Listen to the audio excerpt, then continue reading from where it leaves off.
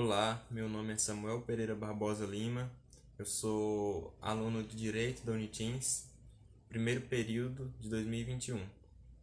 Bom, eu vou falar sobre o livro O Povo Brasileiro de Darcy Ribeiro, especificamente o capítulo 11, que trata sobre o governo geral.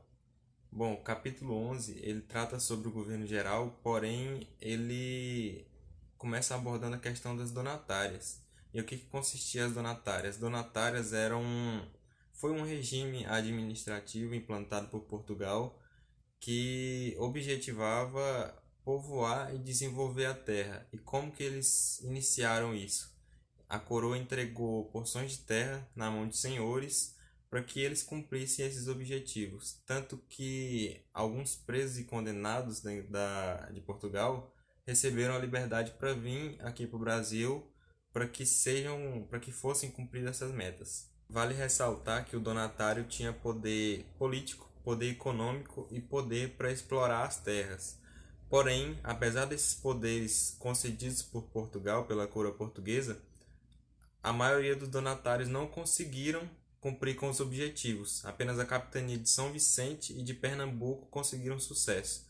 Diante disso, Portugal decidiu implantar um governo centralizado, que ficaria conhecido como governo geral. O primeiro governador chegou ao Brasil em 1549, era Tomé de Souza, e consigo ele trouxe muitos povos, muitos trabalhadores para cumprir com os objetivos que os capitães donatários não haviam alcançado.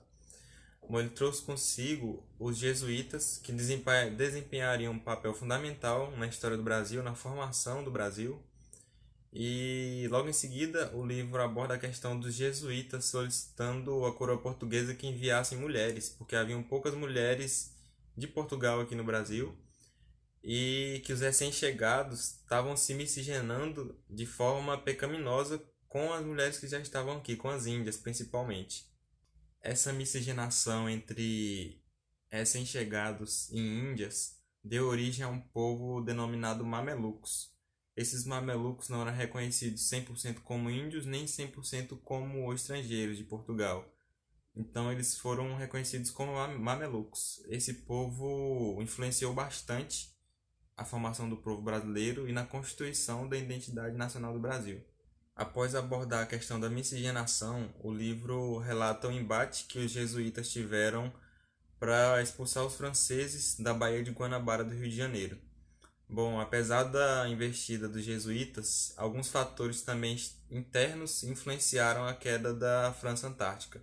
Por exemplo, conflitos religiosos internos, conflitos de ideologia e a própria revolta dos indígenas que trabalhavam junto com os franceses, que eram não aliados, mas estavam incluídos nessa França Antártica. Nesse período, a escravidão indígena começou a aumentar, porque o indígena ele queria melhor retribuição pelo trabalho que ele vinha fazendo, pelo trabalho que ele vinha exercendo, porém o estrangeiro não queria retribuir à altura. Então começou a acontecer muitas revoltas por parte dos indígenas. E é nesse contexto que vai acontecer a chegada de Mendes Sá, outro governador geral. Bom, sob uma ótica de dignidade humana, a chegada de Mendes Sá agravou a situação, porque essas revoltas começaram a ser reprimidas de maneira desumana e o indígena foi assolado não só por essa repressão, mas também pela ascensão de doenças como a varíola. Então foi um período caótico para a sociedade indígena, para a sociedade nativa, porque eles foram assolados pela guerra, pela fome e pela peste. Finalizando, o capítulo vai relatar os 4 principais pontos de desenvolvimento do Brasil na época, que eram São Paulo, Pernambuco, a Bahia e Espírito Santo. O autor destaca que a partir daí vão se intensificar as ramificações culturais, e é a partir daí que vão surgir os diversos modos de vida brasileiros, as diversas culturas, mas que apesar das suas peculiaridades, apesar das suas singularidades, elas ainda assim vão conservar em si a sua origem comum.